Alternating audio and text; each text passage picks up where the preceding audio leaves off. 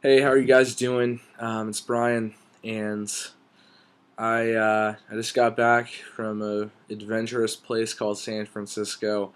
I don't even know why I'm making this video, kind of like a video diary kind of thing. But I feel like I really need to express myself and how I feel about my experiences tonight.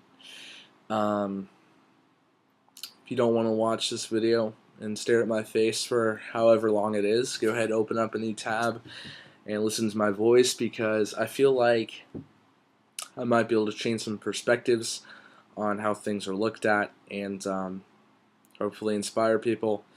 Um, so I live about 3 hours away from San Francisco, and so I don't go there that much. This was probably my fourth or fifth time there in my entire life, and I went with a few friends. It was kind of like a last minute thing, so I was really excited, stoked on that. Um, and every time in the past it's been a blast, and but there's always been a specific purpose we went to go to a certain place, and usually it was like a tourist area like Pier 39 where there's like a lot of tourist areas and like the big malls or checking out the bridge or just going to the beach, just you know a happy kind of area. um, and today I really had my world rocked by what I saw, and it was intense. It really moved me emotionally, and it wasn't easy for me to see because I've really experienced a lot in this last day, and I just really truly see San Francisco as just a heartbreaking place. Now it's awesome. There's lots to do, lots of fun to be had, but there's so much pain and there's so much hurt and suffering there. It bothers me. It does, and I'll kind of go into that. So let me start with the story. So we drive there, fun car ride. We make a stop at this cool little area, um, and then we get there, and we not sure where we're going. So what we do is we go straight for downtown, and we go straight for downtown. Park in this parking garage. It's cool. There's people everywhere, different kinds of people, lots of cool stores. We go to Union Square, and we meet up with my friend, or one of the friends that went with us. His cousin actually lives in San Francisco. We met up with her and we're like, hey, we should go to Chinatown because I've never been to Chinatown before. I've heard about it, I've seen it in movies, everything, and I just thought it'd be really cool. And I'm hearing things outside. Is that weird? Um, and I thought it'd be really cool and different. And so we went there, and man, it's a different environment. It really is. There's tons and tons of Asian people, as you would expect it being called Chinatown. That's not racist in any way. I just an observation. We went to a cool store, lots of weird food, and just lots of really cool things. And there's, I don't know, crazy things, but it was really lively and different and lots of people. But that was cool for the first few hours, and we're heading back to the car to kind of go to this place called Last Ends Point. I forgot what it's called, um, but we start heading back to the car, and we go through this one alleyway, and I notice I always knew that there's a lot of poverty in San Francisco, and I've gone with my local like Christian youth group to hang out, around there and hand out sandwiches and things like that to people who are in need of that. But it's kind of a different world when you experience a different way. Like this alleyway we went through, there were literally three cardboard box houses, and you joke about homeless people living in cardboard boxes and things like that, and it's just kind of like the stereotype for homeless people. And I never like really imagined that how true that is, because there were literally cardboard boxes with things in them, and like cardboard boxes sheltered like around a bench, and like someone lived there. And just seeing that, there wasn't anybody there. They were probably off doing something, but it was just a mess, and it was surrounded by liquor bottles. And I was like, man, that's a hard thing to see. Not many people have to deal with that, and it really made me fortunate of having the house that I do and the life that I do. Um, but then we walk further down the alleyway, and people are talking about trying to get cocaine, and just really you could tell there's people that are going through some tough times, and they're just talking about cocaine, and it really, I saw some people, they were tweaking out, like they were, you know what I mean, and it was heartbreaking. It was, and I was like, man, that was intense, and it made me sad. And I'm a really happy guy. I'm always making jokes, um, but it was tough seeing that. And so we continue on, and I was like, wow, that was intense. It can't get much worse than that, right? So we continue on. We drive to this place called, I forgot what it was called, Ends Point, Last Ends Point, whatever. And it's this really nice like trail area along the beach, and there's some cool cliffs, amazing views, and it was awesome. It was like, if I had one word to describe it, it'd be rad. Just that's how awesome it was. I got some awesome photos. And it was fun, and there's a good environment. There were normal looking people there, normal behaviors and things like that. And so the sun started going down, and so we decided to not really have a plan, but to have fun, go in the middle of the city, just kind of just do whatever, get the taste of San Francisco.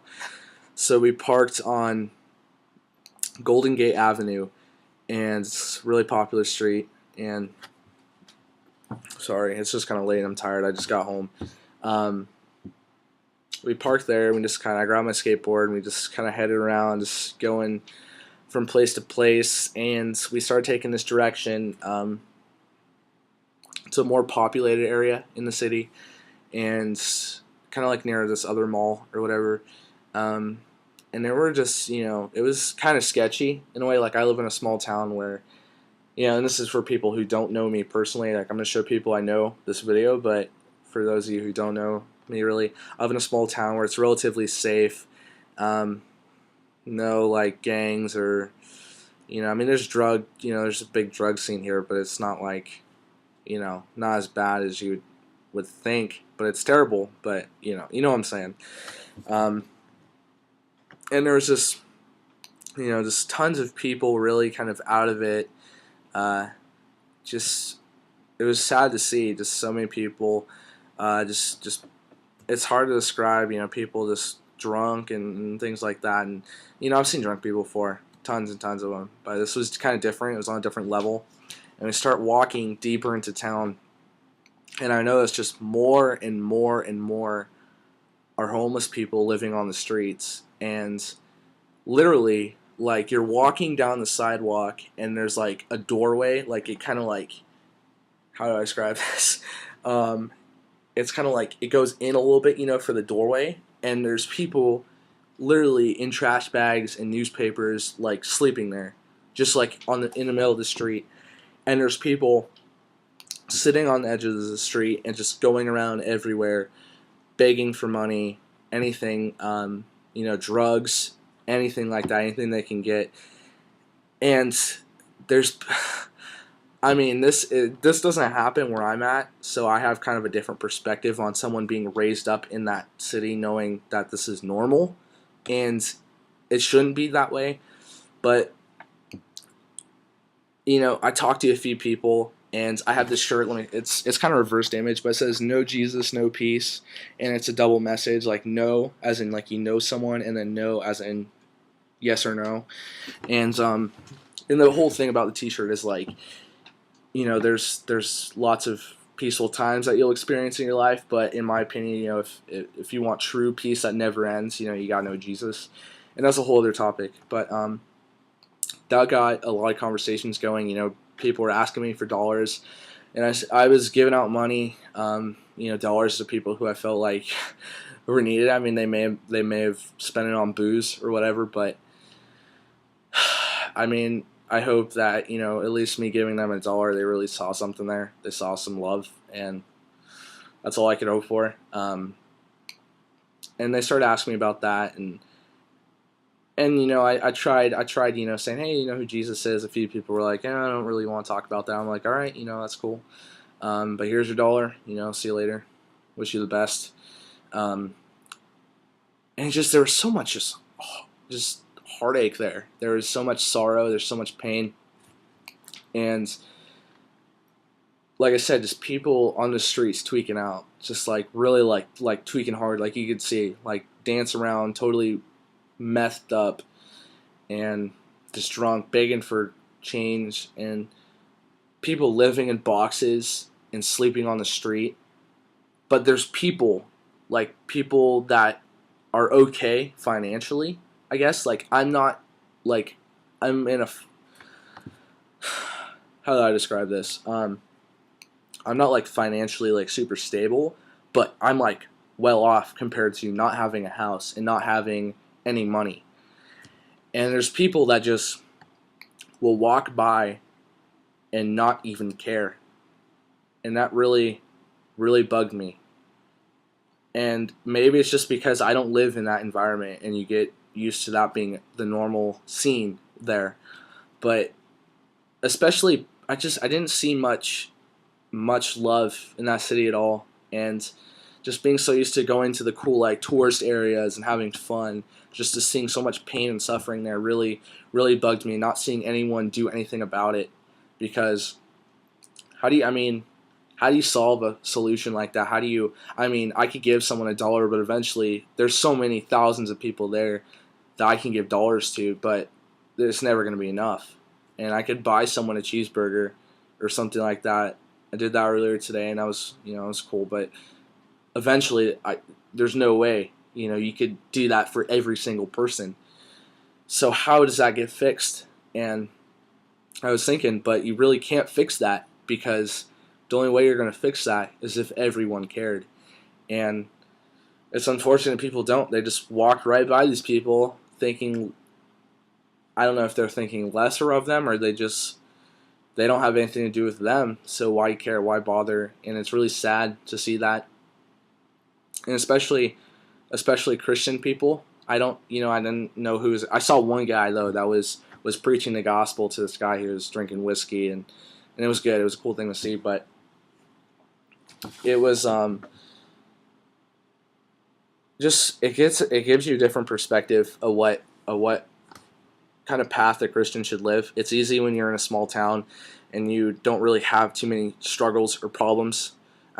Compared to other places like downtown San Francisco, it's easy to get wrapped up in your own world and think your life sucks, and do your whole Christian thing. And it's awesome, like, wanting to deeper your relationship with God. But I think real Christianity should be on the streets, loving these people, not, just giving them money or be like, hey, wish you the best, but actually loving them, not shoving Jesus down their throat, but just loving them.